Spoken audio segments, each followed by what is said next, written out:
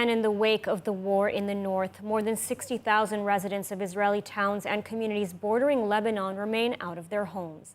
They've been displaced for more than 170 days due to cross-border fighting. And worse, they have no clue when they can return home. More on this from ILTV's Steve Leibovitz. Israel has created a kind of security zone against Hezbollah attacks. But instead of an IDF operation to create a buffer zone inside Lebanon to push the terrorists away from the border, the security zone is inside northern Israel. Over 60,000 residents were pushed out of their towns and villages in early October, and there are no promises of when they can return.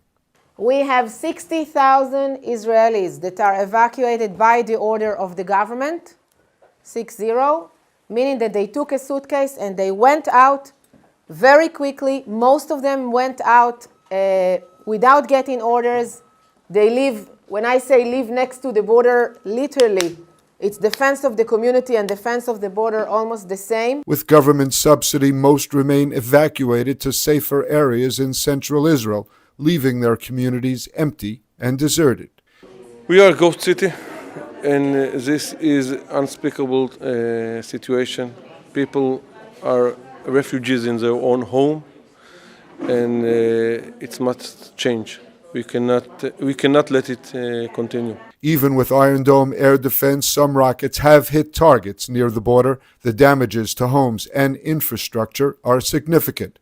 The Iran-backed Hezbollah and the IDF have been trading fire since the start of the war in Gaza from October 7th.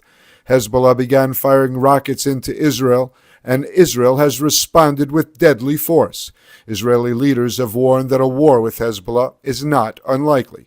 The interest of Hezbollah today, in my point of view, of course this is my analysis, is to drag Israel into war, is to create an unbearable situation for Israel, to create a feeling of insecure in these communities and even further south. I live 9 kilometers from the border. My life completely changed. The view from Kiryat Shmona is that the current situation must change either through diplomacy or war.